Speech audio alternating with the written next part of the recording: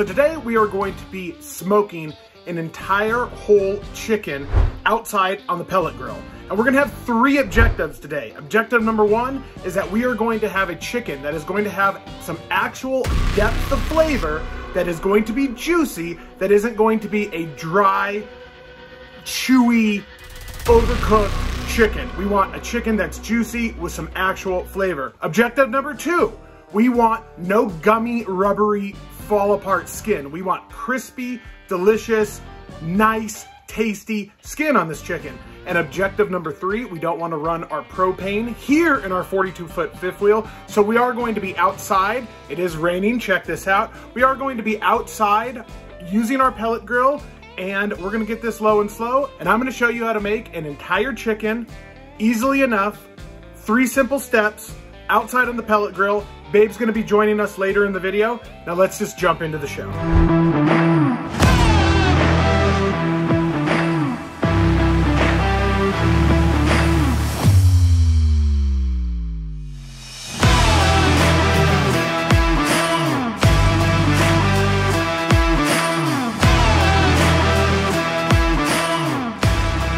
Got myself a Rocky little free-range chicken, 4.2 pounds, not too bad, 12 bucks, 74 cents. We're going to need some kosher salt.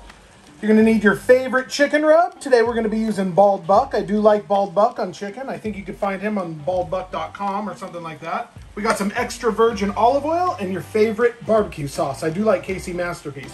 So this is it. Actually, I forgot one ingredient, a lime. We're gonna shove a lime up its butt.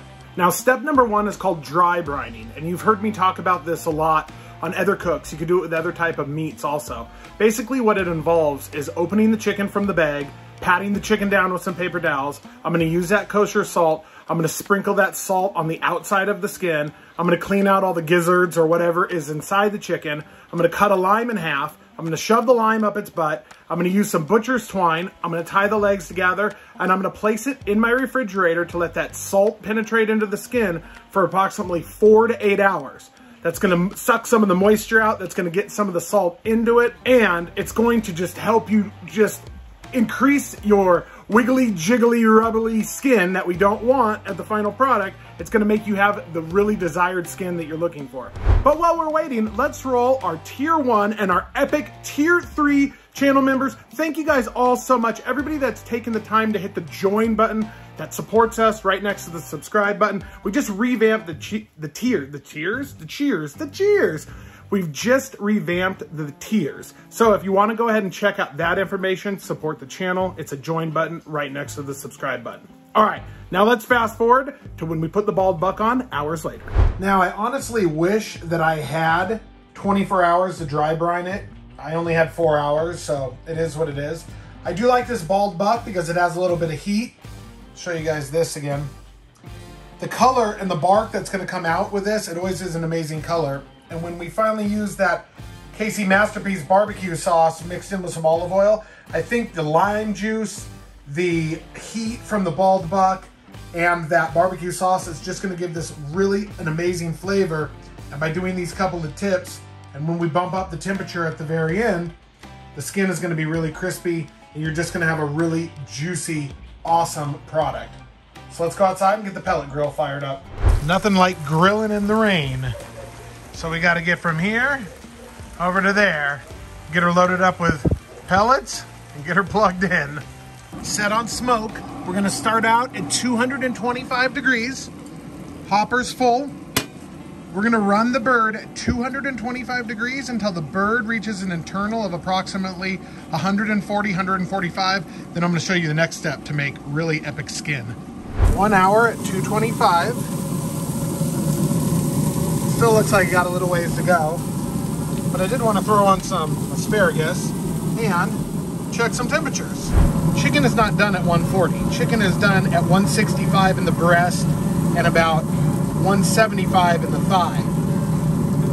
But I like to stop it at 140 because I'm going to crank the heat to 350 and I'm going to glaze it with barbecue sauce. So this isn't even close to being done yet. Part of my magic recipe, babe, is a little bit of barbecue sauce. Is that enough? Yeah. Okay. Mixed with a little bit of olive oil. Okay. And then I'm gonna crank the temperature of the pellet grill up to 350. We've been running it at 225. Okay. I'm gonna crank it to 350 and I'm gonna baste that on. That is not only going to give a barbecue sauce flavor taste, but the olive oil is going to assist in crisping the skin further. Delicious. So they say. I can't wait. I'm hungry. Now we're gonna take our little barbecue olive oil. We're gonna crank up the heat to 350. We're gonna get this thing to 165, 175. Let's get it painted. Oh, don't forget about your booty hole.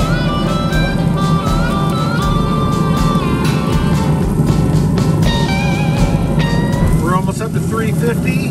We're gonna just let this glaze over perfectly.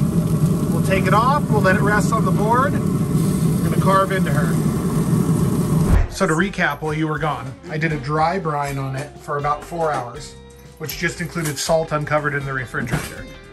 Then I seasoned it up with bald buck. I ran it on the pellet grill for damn near 3 hours. Yeah, it was a at long 225. Then you made that barbecue sauce and olive oil. Yeah. We bumped it up to 350. We brought up the internal temperature to the proper food safe method. Oh, and I shoved limes in its butt before. Should I take those out? So. I don't know if they can come out or not. Yeah, there you go. That just provides extra juiciness. But the skin, like the objectives I said in the beginning of the video, you got to show the folks what the skin sounds like on the outside too. Well, it needs to dry a little bit, but oh no, it's from the barbecue sauce. It's perfect. It smells really good. It looks really good. I can't wait to cut into it, but I do want to let it rest for a little bit. This literally just came off the barbecue like seconds ago. Do you think that it's juicing enough?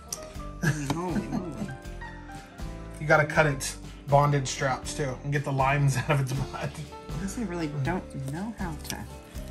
Yeah, we don't carve too many whole chickens. I know you got to get the wings off and the legs off, and Looks perfect.